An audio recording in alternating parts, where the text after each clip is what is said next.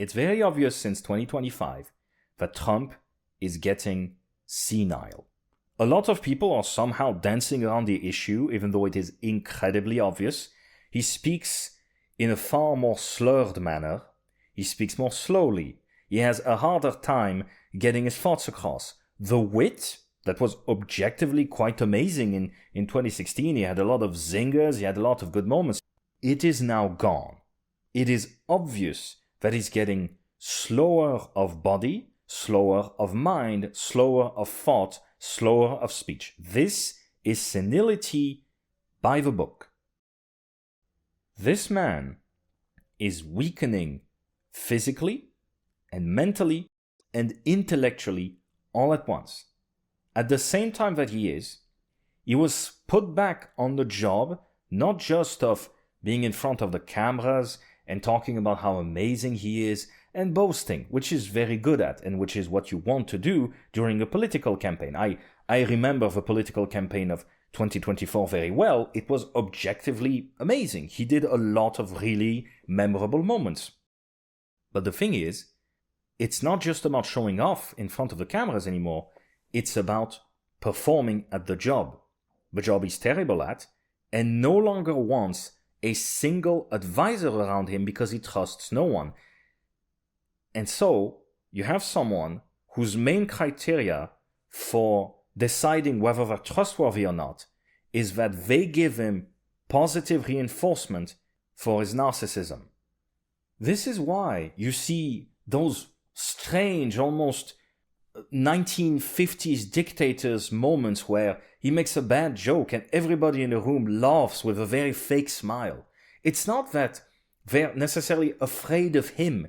It's that they understand that he is someone who at this point will not tolerate anything but the people that reinforce him, the people that say yes to him, the people that confirm his bias that he's amazing and smart and very capable. This means that at the present time, you have a president at the head of the US who will only hear people saying, yes, you're amazing to him, who will at the same time be mentally and intellectually losing ground because he is getting senile. It's a matter of age, not personality. And who, and that's extremely concerning, and it's the reason as to why I'm making this video, he is someone who will be completely unable to rely on his own skills, but also completely unable to rely on any competent advisor that would tell him what to do and would disagree with him. And the advisors that would tell him what to do by themselves, the ones that would direct him, he no longer trusts them. This makes him extremely manipulable because he is someone that will still require advisors. He will still require counselors. He will still require people to help him because he has no idea what he's doing. And also, it's just like people being around him and bossing them around too. But past the personality problems, he will absolutely require people around him. And the only thing he will accept to hear from these people is their advice, but they have to constantly tell him that it comes from him. They have to constantly tell him that he is that brilliant, he is that amazing. This, especially combined with the senility, is a recipe for disaster.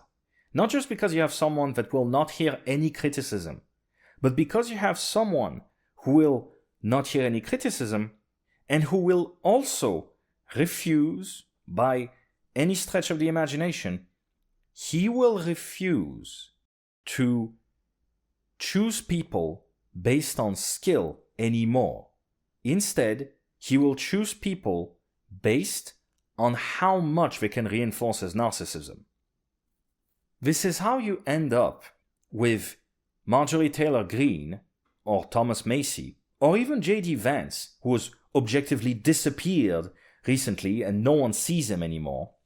You see these people that do have ideas, that do have a degree, at the very least, of political competence, who are now gone. But instead, you hear stories like Trump starts war on Iran, and immediately after, he calls Laura Loomer. And you hear this story and you're like, what the hell? And then they tell you that when he called Loomer, she immediately praised him and told him that he was the most amazing, most unbelievable man of history. But he had so much courage sitting in the White House sending other people to die.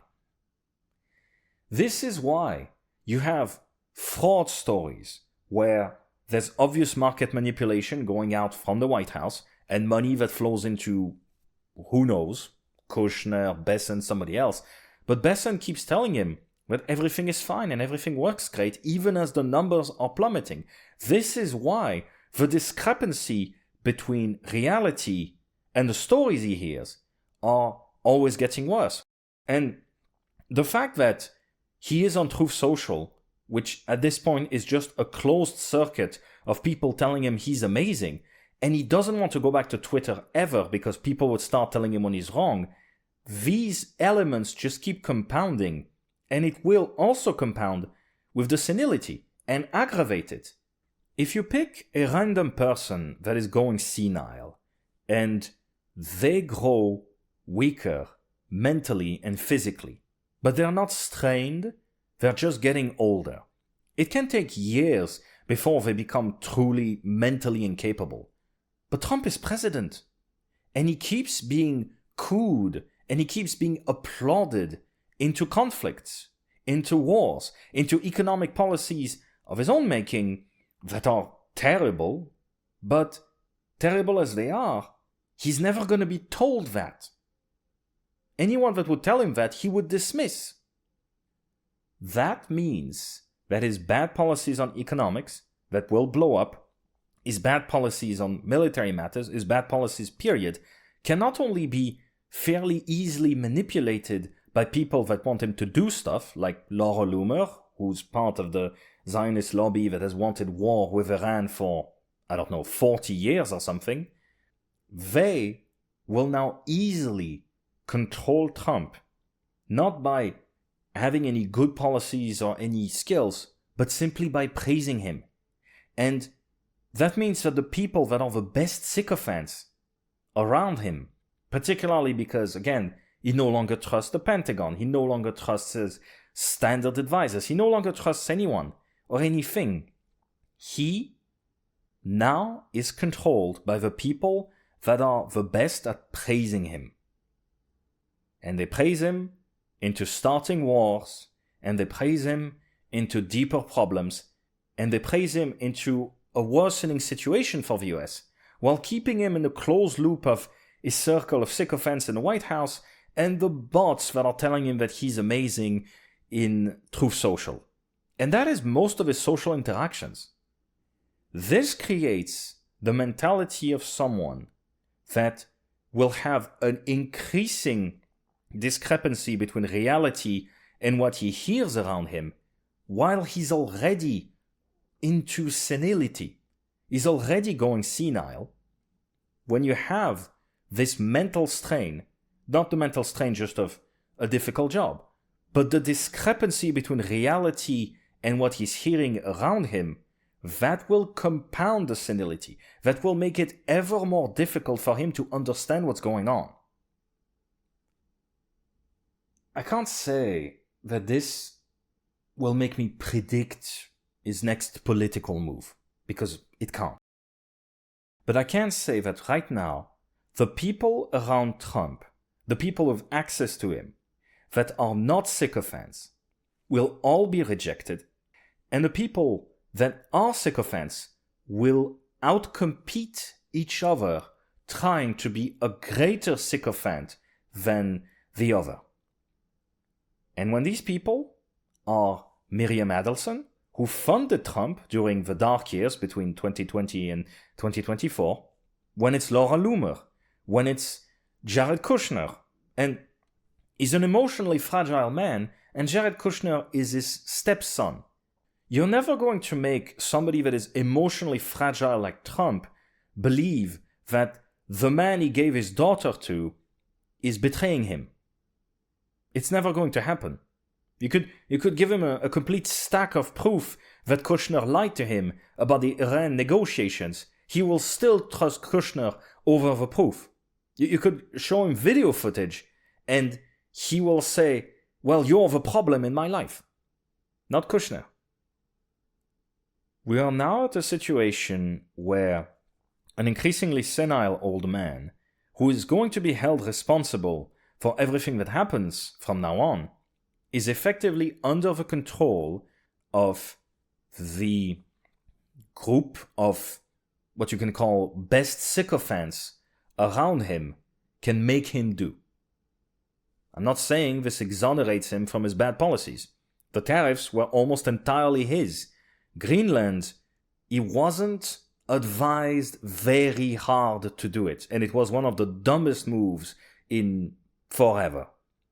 But now we're looking at Iran. We're looking at Iran, and Iran keeps getting worse. The fighting gets worse, the losses will get worse, the economic losses will be tremendous. I don't know if people know this, but the spot price of oil is already $150 a barrel. That's the real price. The paper price, the price that you see on the market, is only at $100 because it's just paper. It's promises of oil delivery. And the reason as to why it's only at $100 and not at $150 or $200 like it should be is because the US government is already selling paper promises that they will never be able to fulfill. They're faking it. Your economy is already extremely fake, and sooner or later the fraud will appear in plain sight. The war is going to get worse because now it's the people that say, yes, Mr. President, you truly are the greatest president, that will have Trump's actions. All they need to do is praise him and then politely suggest what would be good. And it's the praise that will define whether he will do it or not the quality of the advice. People need to start understanding the depth of the problem that they're facing. Iran is not going to end well at all. It's going to end extremely badly. And as I said at the start, Trump is still a man that can push down the nuclear button. And he's not listening to anyone that is not praising him day in and day out, and that's going to be right now the Laura Loomers, not the Marjorie Taylor Greens.